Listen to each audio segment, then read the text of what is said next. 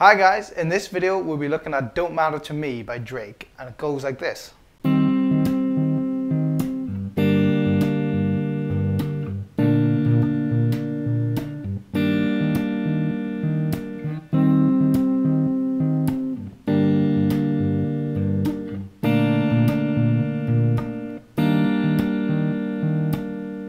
So hello and welcome to this Don't Matter to Me guitar lesson.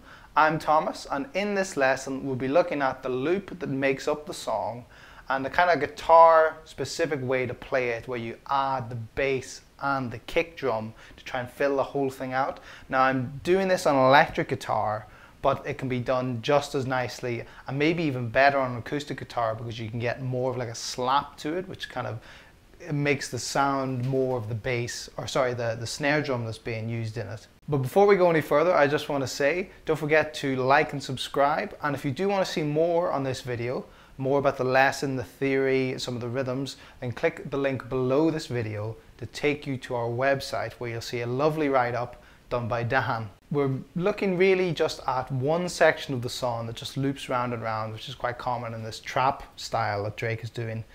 But it's quite nice because there's a little bit of extended harmony. I've got a capo on the 3rd fret, so we're in the key of G minor, but we're going to be using some slightly different chords, some major 7s and some 6s in there, and some voicings for chords that you may not have seen. Now of course you can take the capo off and do all this that I'm going to show you in an open position as well, but just for the sake of getting the key right and well, being able to play it properly, I wanted to use a capo rather than bar chords. So we're looking at really 3 chords, which is an E flat major sound, a G minor chord, and a B flat major 7. So let's look at that E flat first.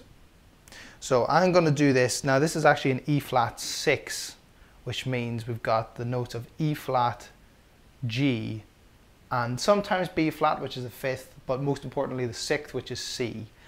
So it gives us kind of cool darkish sound. It's a bit like a minor 7th, but you can hear on the track that this is the highest note in the chord. So I've tried to link all the notes together just like they do in the track, and try to hear those little melodies as they move.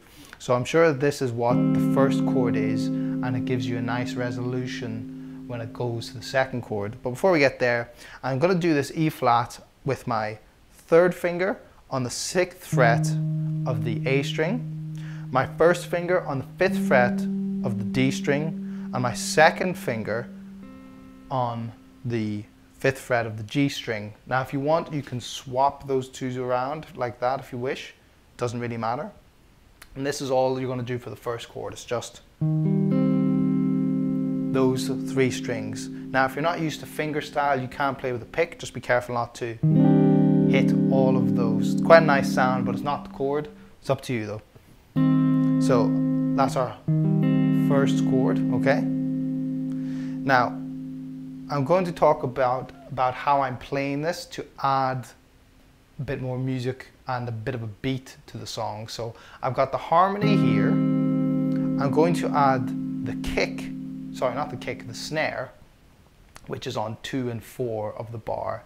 So the way I'm going to do that is slap my thumb against the neck with my, on the A string, sorry. 2,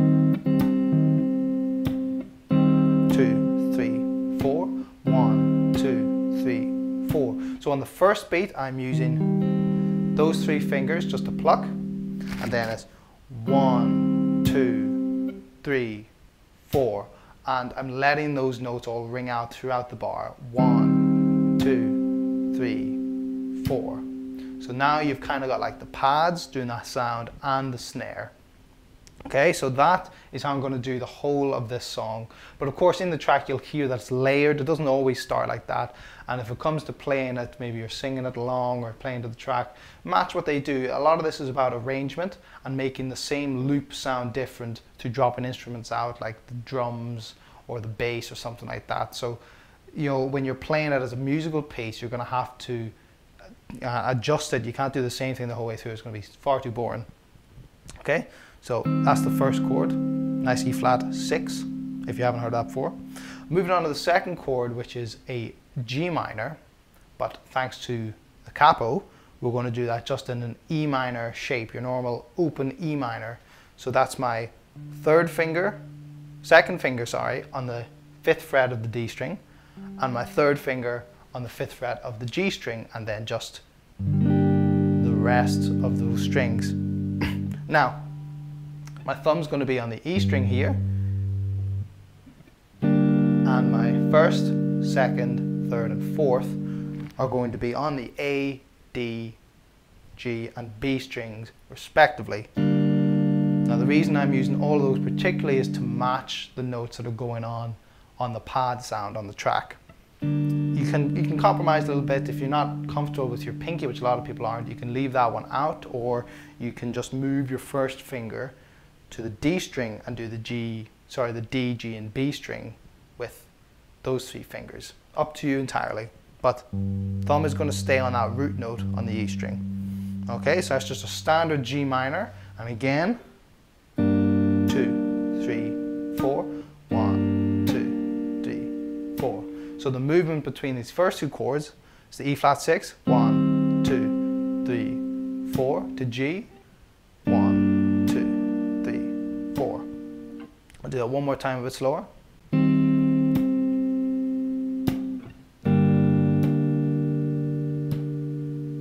Okay, now our third chord is a B flat major 7.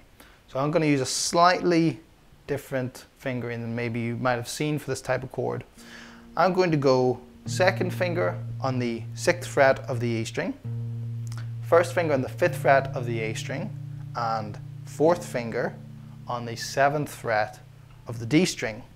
And then the strings I'm going to use is all but the high E string. So that's E, A, D, G, and B. And the way I'm doing that again is a 5-finger kind of clawy motion like that for a nice pluck. And again, I think about the pinky. If you're not happy with that, you can either move the pinky out and the rest of the fingers along the strings, or just take the pinky out and play it as I'm playing. Okay, and then the same thing with that backbeat. Okay, so I'll play up to here so far.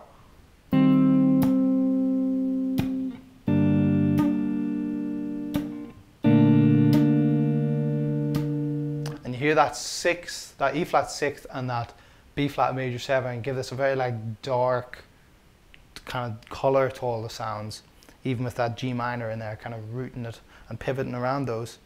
Okay, so that's 3 out of 4 chords. The last one is an E flat major 7. And I'm going to do this as a C major 7 shape, if you know that. And if you don't, I'm going to use my 3rd finger on the 6th fret of the A string, my 2nd finger on the 5th fret of the D string, and that's that. And then all the strings minus the low E string. Okay, thumb is then going to be on the A string. And again, a plucky motion.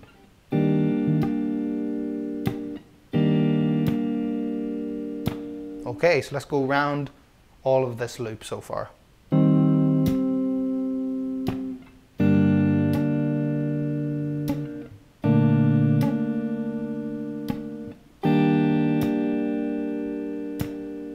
And then it just repeats. So what you're going to do is try and speed this up if you haven't done this type of thing before.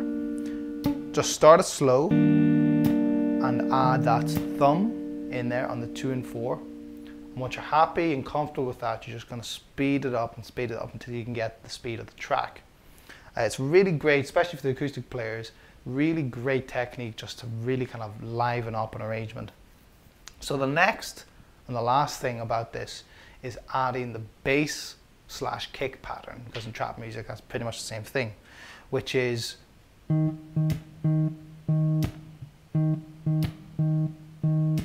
okay, so that was with the kick, without, or with the snare, without the snare.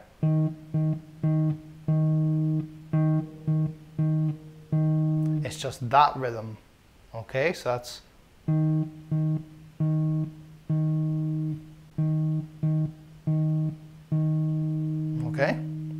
Try and get that on its own nice and slowly. Feel that rhythm through the bar, and then add the snare. 2,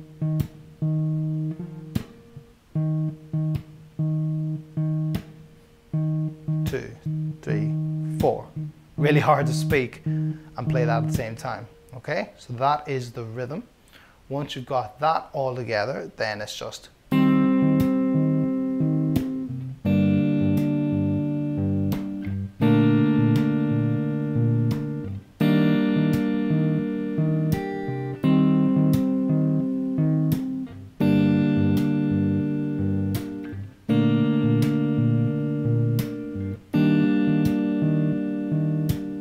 Okay, so there's some 16th note displacements going on here. It's a horrible sounding phrase, I know, but it's not that difficult. When we break the bar into 16 equal parts, we can do some nice kind of little tricks with them where we'll take kind of a 3/16 note long rhythm and just shuffle that along the bar, so you get this exact same rhythm. We're only just playing dotted eighth note here. That's what this is. Just one after another. And because of that strange kind of symmetry within the bar, it just starts to shuffle its way closer to a beat, which is why it sounds really cool and kind of makes you want to move and dance, but it's a little bit tricky to get when you're doing all this other stuff like juggling the snare and the chords at the same time. So remember what I say, just break it down bit by bit. Get this.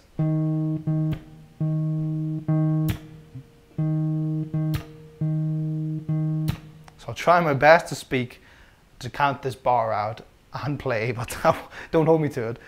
1, 2, 3. Ah, see? 1, 2, 3, 4. 1, 2, 3, 4. Okay?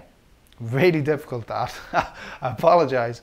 So that makes it up, then add the snare, then try and speed it up, and then add your chords.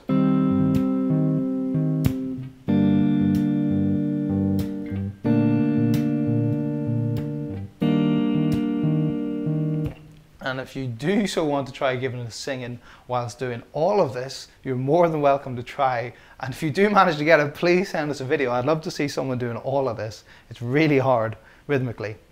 Okay guys, that's been it from me, and I'll see you next time.